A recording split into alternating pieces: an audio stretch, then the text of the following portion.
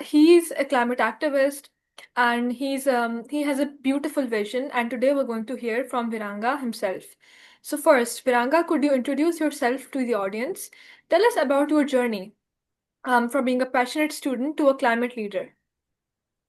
Hi everyone, I'm Viranga Singer and I'm 17 years old. I'm a Sri Lankan high school student and I claim myself to be a youth advocate and I'm currently working across climate change and public policy in the themes of youth inclusive policy and how youth can contribute to a net zero carbon footprint.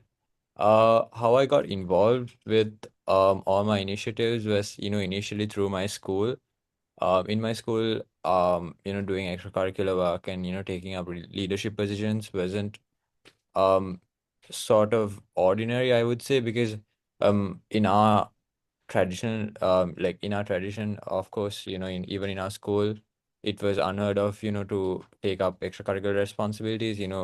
Narratives always, emphasized sort of academic rigor. And then I moved on to, the international forums. I took part in the Climate Leaders Fellowship and of several others. I also founded the Climate Times that to platform youth voices in environmental policy and, highlight, marginalized youth from communities that, aren't receiving as much attention. And I'm currently the latest project that I'm working across is my own nonprofit, which is aimed at addressing the inequalities that I faced when I was getting into public policy. Mhm. And yeah, that's Speaking about a nonprofit, I came across this post on LinkedIn in which you were meeting the ex-president of Sri Lanka, and I was amazed. So, what was that about? okay, yeah. So initially I received an invitation and I attended this event, right?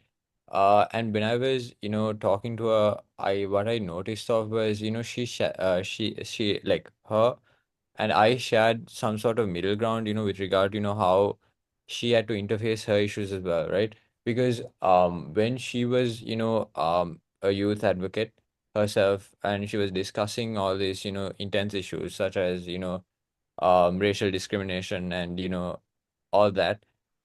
She also shared my sentiment of, how youth are, just labeled as, insignificant and, sort of they are alienated from the policy making process and that's resulting in a lot of, friction and stuff, right?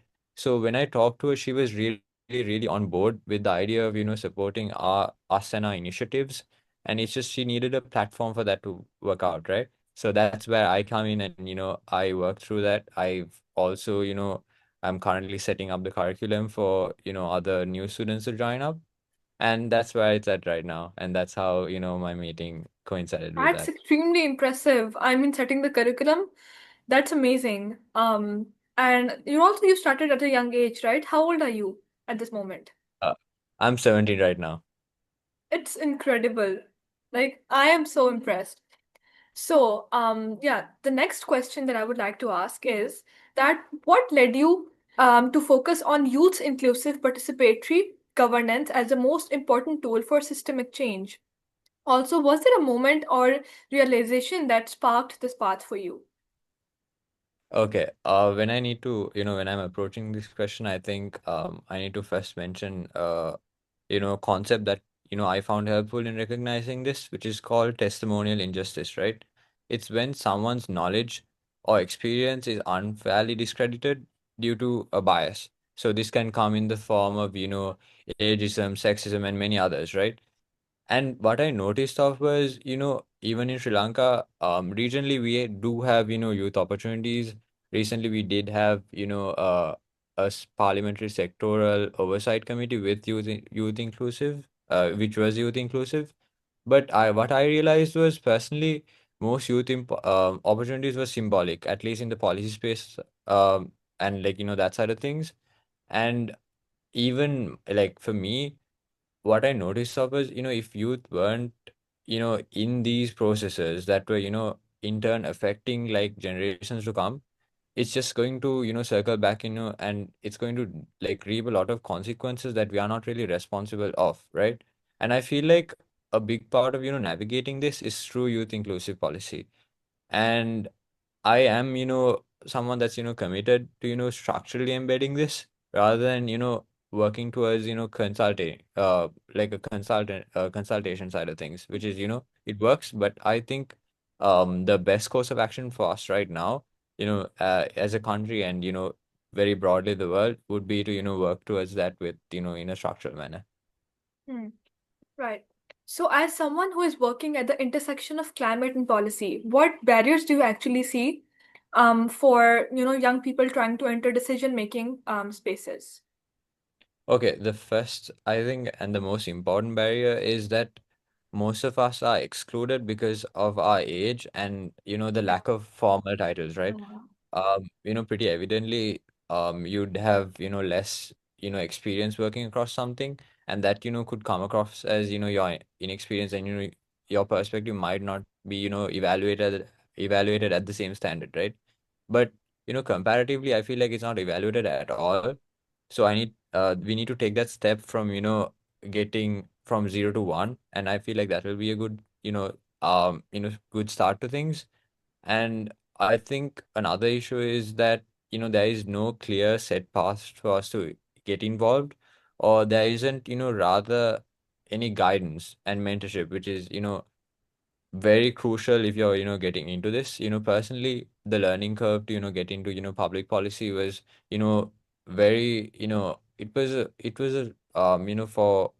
for somebody that's, coming into this at, let's say I'm interested in it at like 14 to 13 years old. It's the learning curve is incredibly hard, and if you're not without, a mentorship, it's going to, be even harder, right? So that's something that I encountered. Also, if you're particularly with regard to public policy and climate change, since they're very technical concepts, uh, I think most of it is mystified under, complex terms. So, working around that is, it was pretty hard as well. Also, I think, and arguably the most important barrier that I faced was that I was invited to join a lot of opportunities, but I was not really given any power or like a decision-making role. So it was purely tokenistic. Hmm. That was about, some of the barriers. All right. So, Viranga, can you tell us about your experience of working with with a Princeton academic on your recent research project, and what questions were you basically exploring in that? So currently, with the Princeton academic, what I'm really, looking to explore is sort of the intersection of AI in governance, particularly about, how Sri Lanka can evolve to have a digital twin, and Hmm. we can model youth inclusive policies and, evaluate the impact on it. I'm currently on, the initial stages, so that's about the, um, I think the scope of the project as of yet. But, I'm working across that with, obviously the other academic, and we're working towards, making something that's not just, I feel like it would, precede, a broader change, especially in the South Asian region, because digital twins are not really a thing here. It is in, the UK and Singapore, and it has, reaped a lot of benefits with regard to, early warning systems. But, my interpretation of that is, we can start by modeling, policies as well. And, that's the intersection that I'm planning on exploring right now in Hmm. the research. Right.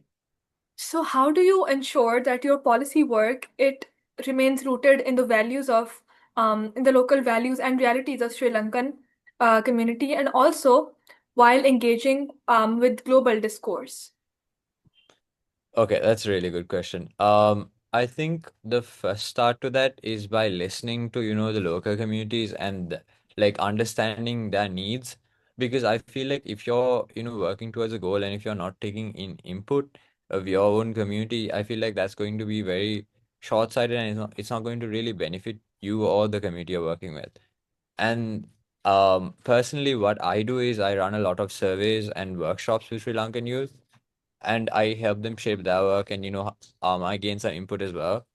Also, what I also like doing is modifying global concepts to match to Sri Lankan social and political context, right? Because a lot of these issues aren't just an issue in Sri Lanka. but very like largely, in different parts of the world.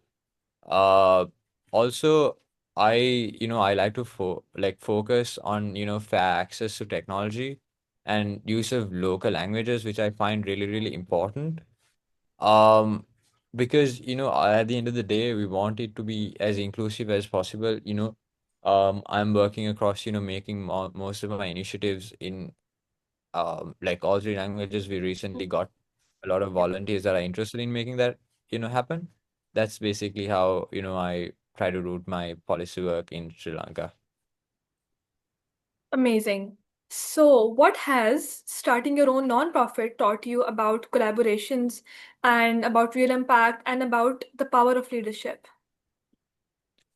Okay, so going into the, nonprofit, initially, the idea was actually, proposed by the Princeton academic as well, because, she was really, keen on me exploring this as, a broader organization, because she thought that I could, sorry, like benefit a lot more people if I were to take it in a national scale, right?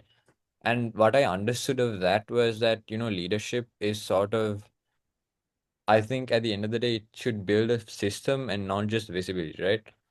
um that's how I perceive things well, because I don't trust in initiatives that you know go like full global scale from the get-go, and they target engagement, right? Because I feel like leadership lies in the fact that you ensure that your initiative or your organization will continue causing change over a long period of time. And I feel like actualizing that would be possible through building systems. And another thing, an important takeaway, if that I'd like to mention, is that real impact is slow and it requires a lot of patience, because a lot of what we are addressing is very broad, and the scope of it is extremely large, right? So when you're really working across this, you need to make sure that you're really taking your time with it, and working through that on a stepwise basis. Another thing, and arguably